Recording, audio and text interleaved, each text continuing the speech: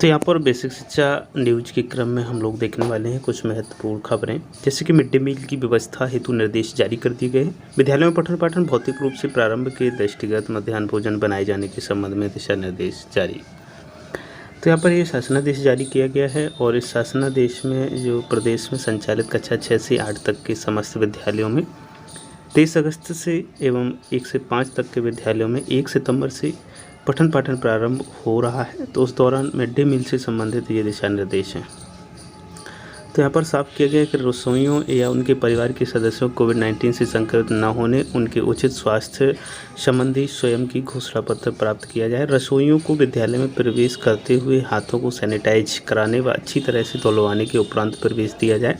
सभी रसोइयों को रसोई घर में मास्क पहनना अनिवार्य होगा और किसी भी प्रकार के आभूषणों को पहनने की अनुमति नहीं होगी। योजना के अंतर्गत कार्यरत समस्त रसोइयों को कैंप अथवा समीप के स्वास्थ्य केंद्र पर कोविड-19 टीकाकरण लगाए जाने के निर्देश दिए गए हैं। तो यहाँ पर रसोई घर में प्रयोग किए जाने वाले बर्तनों तथा खाद्यान्न भोज्य पदार्थों को इस्तेमाल करने से पूर्व अच्छी तरह से साफ किया जाएगा। भोजन वितरण से पूर्व बच्चों को पंक्ति के रूप में पंक्तिबद्ध करने के बाद निर्धारित दूरी का अंतराल रखते हुए उनके हाथों को साबुन से धुलवाया जाएगा एवं पूर्व निर्धारित स्थान पर उचित दूरी के अनुसार बच्चों को पंक्तिबद्ध रूप से बैठाकर भोजन परोसा जाएगा। और साथ ही साथ यहाँ पर मध्याह्न भोजन के पूर्व एवं पश्चात हाथ धुलने के समय भी 6 फीट की दूरी को अनुपालन करने के निर्देश जारी किए गए हैं। इसके बाद दूसरी खबर की बात करें तो यूपी में बंद होंगे 8 तक के सभी school. Deputy CM Dinesh Sharma ने सदन में दिए संकेत, जानिए क्यों उठी बात। विद्यालय खुल नहीं पाए हैं लेकिन बंद होने की बात शुरू हो गई है, तो देखते हैं आखिर क्यों ऐसा हो रहा है, क्यों उन्होंने डिप्टी सीएम ने इस बारे में कहा है। तो यहाँ पर है यूपी के कक्षा 8 तक के विद्यालयों को विद्यार्थियों के लिए खोलने की तैयारी कर रहे प्रदेश के। गुरुवार को विधान परिषद में स्पष्ट किया कि स्कूलों में विद्यार्थियों की उपस्थिति अनिवार्य नहीं होगी और जरा सा भी प्रतिकूल संकेत मिलने पर स्कूलों को बंद किया जा सकता है। परिषद में प्रश्नकाल के दौरान शिक्षक दल के सदस्य ध्रुव कुमार त्रिपाठी द्वारा पूछे गए सवाल पर नेता सदन उप मुख्यमंत्री डॉक्टर दिनेश शर्मा ने कहा, बेसिक शिक्षा में उपस्थिति को अनिवार्य नहीं किया गया है। हमने 9 से 12 तक की कक्षाओं के लिए भी उपस्थिति को अनिवार्य नहीं किया है। उन्होंने कहा, अभिभावकों और शिक्षकों तथा राजनीतिक संगठनों द्वारा भी कहा गया है कि चाहे कम समय के लिए ही सही लेकिन ऑफलाइन शिक्षण कार्य कराया जाए। यूपी में अभी जो वातावरण है उसमें हम सुरक्षा की तरफ बढ़ चुके हैं, लेकिन अगर चिंता के संकेत मिले तो हम स्कूलों को बंद भी कर सकते हैं। दरअसल ध्रुव कुमार त्रिपाठी ने स्वास्थ्य मंत्री जय प्रताप सिंह से सवाल पूछा था कि क्या अभी तक टीका नहीं लगवाने वाले शिक्षकों और 18 साल से कम उम्र के बच्चों के लिए टीकाकरण की कोई व्यवस्था की गई है या नहीं। सपा सदस्य रुद्र प्रकाश ने भी अनुपूरक सवाल के जरिए इस पर चिंता जताते हुए कहा कि टीकाकरण कराए बगैर छोटे बच्चों को स्कूल भेजना क्या खतरनाक नहीं है। नरेश उत्तम पटेल ने स्वास्थ्य मंत्री से कहा कि विद्यालय खुल गए हैं, ऐसे में कोविड-19 संक्रमण बच्चों में फैलने को लेकर जो चिंता है उसे कैसे दूर किया जाएगा। इस पर मंत्री ने कहा कि 18 साल से कम आयु के लोगों के लिए अभी टीका बना ही नहीं है और आशा है कि यह सितंबर में टीका आ जाएगा। आगे एक और न्यूज़ यहीं पर देखते हैं। तो इस खबर में डिप्टी सीएम दिनेश शर्मा बोले, स्कूलों में उपस्थिति अनिवार्य नहीं, ज़रूरत पड़ी तो बंद भी कर सकते हैं स्कूल। तो यहाँ पर जो हमने अभी देखी खबर वो उससे साफ क्लियर है कि विद्यालय बंद भी हो सकते हैं यदि स्थिति बिगड़ती है। तो ये तो समय बताएगा कि क्या होने वाला है, क्या होगा। तब तक आपको क्या करना होगा, यहाँ पे जो भी इन्फॉर्मेशन मिल रही है उसके अकॉर्डिंग कार्य करना है शिक्षकों को। और यदि पढ़ाने की बात की जाए तो वहाँ पर उपस्थिति को अनिवार्य नहीं किया गया है, जो भी बच्चे आए उन्हीं को आप भौतिक रूप से पढ़ाएं। अंशकालिक अनुदेशकों और शिक्षा मित्रों को कोर्ट केस की सूचना उपलब्ध कराने के संबंध में कोर्ट से केस की सूचना के लिए ये लेटर है। तो यहाँ पर अंशकालिक अनुदेशक और शिक्षा मित्रों को कोर्ट केस की सूचना उपलब्ध कराने के लिए इस लेटर में क्लियर किया गया है कि उपर्युक्त विषय के संबंध में अवगत कराना है एक माननीय उच्च न्यायालय इलाहाबाद एवं माननीय उच्च न्यायालय इलाहाबाद खंड पीठ के समक्ष योजित रिट संख्याओं योजनाओं याचियों की शासन स्तर से निरंतर समीक्षा की जा रही है। उक्त के क्रम में निर्देशित किया जाता है कि जनपद सर्व शिक्षा अभियान के अंतर्गत कार्यरत अंशकालिक अनुदेशकों और शिक्षा मित्रों से संबंधित माननीय उच्च न्यायालय और माननीय उच्च न्यायालय इलाहाबाद खंडपीठ लखनऊ में योजित रिट याचिकाओं अवमाननावाद की अद्यतन स्थिति के संलग्न प्रारूप 20 अगस्त 2021 तक राज्य परियोजना कार्यालय का ईमेल आईडी दिया गया है, इस पर प्रेषित करना सुनिश्चित करें। इसके बाद में एक और न्यूज यदि देखें तो यहाँ पर जो वित्तीय वर्ष 2020-21 वैसे है उसमें परिषदीय विद्यालयों की जर्जर भवनों का पुनर्निर्माण हेतु प्रस्ताव उपलब्ध कराए जाने के संबंध में बैठक की गई है। जो भी भवन है जो पुराने हो चुके हैं, जर्जर हो चुके हैं, तो उस संबंध में ये लेटर लिखा गया है जिला निदेशक शिक्षा निदेशक बेसिक उत्तर प्रदेश लखनऊ के द्वारा, जिसमें जिला विशेष शिक्षा अधिकारी प्रयागराज, अमेठी, अमरोहा, औरैया, आजमगढ़, बागपत, बलिया, बांदा, बरेली, बदायूं, बुलंदशहर, चंदौली, अयोध्या, हापुड़, कानपुर नगर, कासगंज, महाराजगंज, मथुरा, मऊ, पीलीभीत, संभल, शाहजहाँपुर, श्रावस्ती, सोनभद्र, सुल्तानपुर। तो यहाँ पर वित्तीय वर्ष 2021-22 में परिषदीय विद्यालयों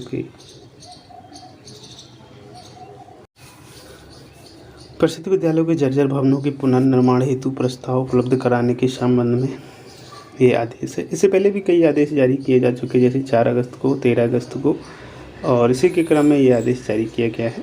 इस संबंध में सूच्य है कि वित्तीय वर्ष 21-22 में अवस्थापना मद के अंतर्गत परिषदीय प्राथमिक और उच्च प्राथमिक विद्यालयों के जर्जर भवनों का पुनर्निर्माण कराया जाना है। इस हेतु उक्त मद में प्रावधानित बजट के सापेक्ष वित्तीय स्वीकृति निर्गत किए जाने हेतु शासन को प्रस्ताव प्रेषित किया जाना है, जिससे जर्जर भवनों का पुनर्निर्माण कराया जा सके। अतः उपर्युक्त के परिप्रेक्ष्य में आपको निर्देशित किया जाता है कि अपने जनपद के परिषदीय विद्यालयों के जर्जर भवनों के पुनर्निर्माण का प्रस्ताव संलग्न प्रोफार्मा पर तैयार कर तथा जर्जर भवनों के ध्वस्तीकरण होने के बारे में संस्तुति किए जाने हेतु जिलाधिकारी द्वारा अधिशासी अभियंता लोक निर्माण विभाग की अध्यक्षता में गठित तकनीकी समिति द्वारा की गई संस्तुति प्रमाण पत्र दिनांक 24 अगस्त को पूर्वाह्न 11 बजे शिविर कार्यालय जिला निदेशक बेसिक निशांतगंज उत्तर प्रदेश लखनऊ में स्वयं उपस्थित होने का कष्ट करें। तो ये इस प्रकार से लिखा गया है। चलते एक और न्यूज लेते हैं, और एक और न्यूज के क्रम में परिषदीय विद्यालयों में छात्र छात्राओं की भौतिक उपस्थिति हेतु सहमति पत्र लेना होगा उनके गार्जियन से। तो सहमति पत्र का जो प्रारूप होगा वो इस प्रकार से होगा। इसमें विकासखंड, विद्यालय का नाम, विकासखंड का नाम, अभिभावक या माता पिता जो भी उसके हैं अपने बच्चे को विद्यालय भेजने हेतु सहमत हैं या नहीं, और यहीं पर जो क्रम में छात्र छात्रा का नाम होगा, छात्र छात्रा की कक्षा लिखा जाएगा, छात्र छात्रा के माता पिता का नाम होगा, और उसके छात्र छात्रा के पिता का नाम होगा, माता का, दोनों का अलग अलग, और छात्र छात्रा के अभिभावक का मोबाइल नंबर और दिनांक, स्थान। तो ये सब इन्फॉर्मेशन डालनी होगी। साथ ही इसमें जो बिंदु हैं उनको देख लेते हैं। तो वो बिंदु में यदि अभिभावक द्वारा अपने बच्चों को विद्यालय भेजने हेतु सहमति दी जाती है तो अभिभावकों से निम्नलिखित सहमति पत्र अनिवार्य रूप से भराया जाना आवश्यक है। नंबर 1, कोविड-19 महामारी एक वैश्विक संक्रमित आपदा है जिसका मुख्यतः फैलाव आपसी संपर्क से होता है। इस महामारी के कारण लाखों व्यक्ति संक्रमित हुए हैं। सरकार द्वारा कतिपय प्रतिबंधों के साथ सामाजिक दूरी बनाए रखते हुए अपने आवश्यक कार्यों को करने के निर्देश दिए गए हैं। विद्यालय प्रबंध समिति द्वारा लिए गए निर्णय शासन विभाग के निर्देशों के अनुक्रम में विद्यालय द्वारा कोविड-19 के फैलाव को रोकने के लिए हर संभव प्रयास किए जा रहे हैं, किंतु विद्यालय कोई ऐसी गारंटी नहीं लेता है कि भविष्य में कोई छात्र छात्रा अभिभावक इस महामारी से संक्रमित नहीं होगा। अभिभावक यह सुनिश्चित करेंगे कि उनके बच्चे को विद्यालय में आने की तिथि को कोविड-19 से संक्रमित होने संबंधी कोई लक्षण जैसे शरीर का तापमान 100 डिग्री फ़ारेनहाइट से अधिक होना, सांस लेने में दिक्कत होना, स्वाद का अभाव होना, खांसी या जुकाम आदि के लक्षण विद्यमान नहीं होना। तो ये गार्जियन के ऊपर डिपेंड करेगा, और ये पॉइंट सभी आप बच्चों को, गार्जियन को बता दें। अगर वो शिक्षित हैं तो उनको पढ़वा दें, और उसके बाद में यहाँ पर माता पिता के साइन होंगे, पता होगा और हस्ताक्षर होंगे। तो ये बिंदु सभी यहाँ पर सम्मिलित किए जाएंगे। अब चलते हैं नेक्स्ट, एक और खबर है जो मानदेय से संबंधित है। शिक्षा मित्र से लेकर आंगनवाड़ी कार्यकर्ता तक का बढ़ेगा मानदेय। यदि बात हम कहें कि जो भी मानदेय कर्मी हैं यानी कि संविदा पर कर्मी हैं उनके सबके मानदेय बढ़ाए जाएंगे जो भी मानदेय पर हैं। तो इस संबंध में ये शासनादेश में या जो जानकारी मिली है, शिक्षा विभाग में शिक्षा मित्र, अंशकालिक अनुदेशक, कस्तूरबा गांधी विद्यालय की मुख्य की सहायक रसोइया के साथ आशा कार्यकर्ता, संगनी आंगनवाड़ी कार्यकर्ता, मिनी आंगनवाड़ी कार्यकर्ता, सहायिका, पीआरडी जवान, रोजगार सेवक, चौकीदार, ग्राम प्रहरी का मानदेय बढ़ाने का प्रस्ताव किया गया है। इन कर्मियों को बढ़ा मानदेय सितंबर से जोड़कर मिलेगा, अक्टूबर से भुगतान होगा। सरकार को इस निर्णय से प्रति वर्ष 576 करोड़ रुपए अतिरिक्त व्ययभार आएगा। तो इसलिए फैसला ये कर्मचारी विधानसभा चुनाव में बीएलओ के रूप में वोट घटाने बढ़ाने से लेकर मतदान संपन्न कराने तक में अहम भूमिका निभाते हैं। इसलिए इन सब को जो बढ़ा हुआ मानदेय देने के लिए गुजारिश की गई है और इनको मिलने की पूरी संभावना है। अभी ये क्लियर नहीं हो पाया कि कितना किसका मानदेय बढ़ाया जाएगा। तो हालांकि ये मानदेय जो दिया जा रहा है, मुझे तो लगता है कि इससे थोड़े बहुत बढ़ाने से नहीं होगा। कायदे से एक इसके लिए इन्हें एक कानून पारित करना चाहिए, और जिस कानून के तहत महंगाई भत्ता तो कम से कम सभी को देना चाहिए, क्योंकि महंगाई सभी के लिए भारत बढ़ती है, चाहे वो मानदेय संविदा कर्मी हो या गवर्नमेंट एम्प्लॉय हो, जो भी हो। चलो आगे देखते हैं। शिक्षा मित्रों के लिए आवश्यक मानदेय वृद्धि की मांग की गई है, और किसके द्वारा मांग की गई है?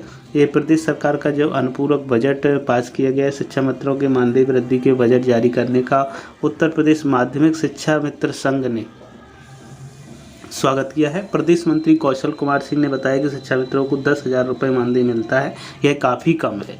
सरकार से मांग है कि आवश्यक मानदेय वृद्धि कर भविष्य में स्थायित्व के लिए भी कदम उठाएं, ताकि परिवार का लालन पालन इनकी ठीक से पालन पोषण हो सके। आगे चलते हैं तो देखते हैं मोहल्ला क्लास को लेकर असंतोष, और प्रधान पति ने शिक्षिका से किया यह सवाल। तो देखते हैं क्या शिक्षिका से प्रधान पति ने पूछा। तो इस मामले में सबसे पहले प्रयागराज से ये न्यूज़ है। कोरोना काल में मोहल्ला पाठशाला शुरू करने का निर्देश दिया है। कुछ ने रुचि दिखाई, लेकिन कई जगह अभिभावकों की तरफ से असहयोग व विरोध से उनमें आक्रोश है।